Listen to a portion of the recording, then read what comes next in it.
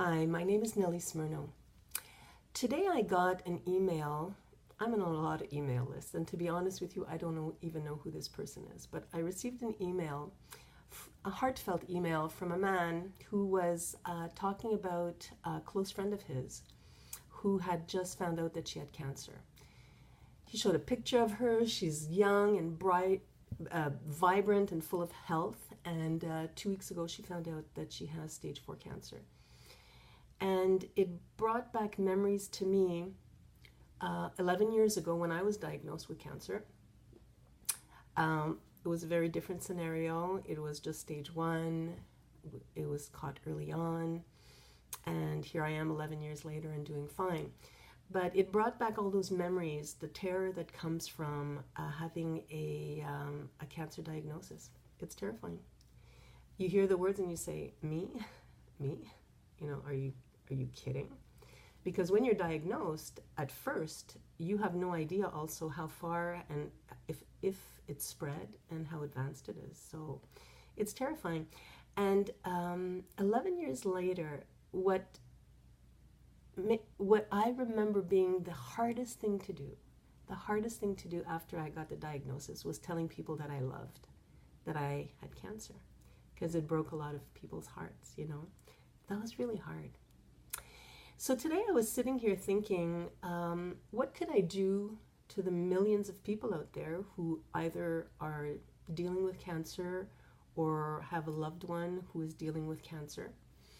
And so coincidentally, today I wanted to talk to you about a book that's being launched today by a young man called Chris Wark, W-A-R-K.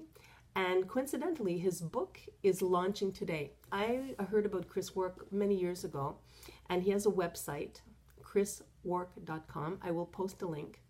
And what I love about what Chris does is he details his whole story at when he was 26 and found out he had advanced cancer, what he did to heal himself. 15 years later, he's doing very well. What I so admire about him also is that he interviews people from all over who've come through and healed from all kinds of cancers, people who have been told that there was no chance of surviving, and he interviews them, and you can get an idea of what these people did to heal themselves. And it's also so encouraging because you hear of these success stories, and you want to hear of people doing well, because it seems that all we hear is the doom and gloom. And it's not only doom and gloom out there, but it seems to be mostly what we hear. So I wanted to tell you about Chris, and I'm going to post his website, and if you're interested, you can get his book. I have no affiliate link to this. I'm not making any commissions on it. I just wanted to let you know about it. And also something else on October 9th. It's called The Truth About Cancer. It's a free teleseminar. It's on the internet only, not on mainstream TV. It's a series of 9 evening documentary. You get tons of information. It's all free. But if you want, at the end they offer, if you want to buy the downloadable packages or the CD packages if you want, but you can get all of the information for free. So I'm going to give you also a link to that. Also, once again, I'm not an affiliate, so I'm not trying to sell anything here. I'm just trying to provide information because I know how scary it can be, and I know that it's like, where do we start? Where do we start? So these are 2 good places to start. And here's my suggestion to you also, if you or a loved one has recently been diagnosed, is, I know it's easier said than done, but please do not panic. In most cases, cancer has been growing over years. We feel like we have to do something right away, and we feel panic-stricken, and we want to just jump in and start something right away. My personal suggestion would be to breathe and to do a little bit of research, or if you're too scared, to have somebody start doing some research for you. And like that, the more knowledge and information you have will help you to make better decisions. For example, on Chris Wark's website, he has a 20-question questionnaire, what to ask your oncologist. I think it's brilliant. So he helps you know which questions to ask. So, I wish you well. I wish you well. Please remember that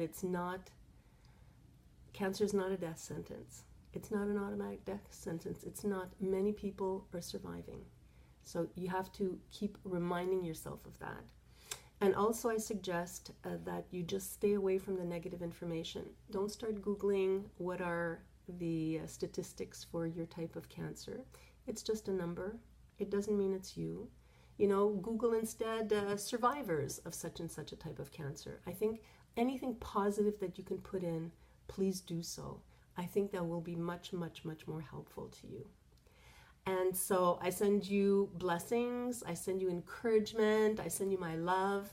And if there's anything I can do, you can always private message me. I'm a type of person, I like to listen to a lot of online stuff, and I love to read a lot of books. So I have access to other information too that might be helpful.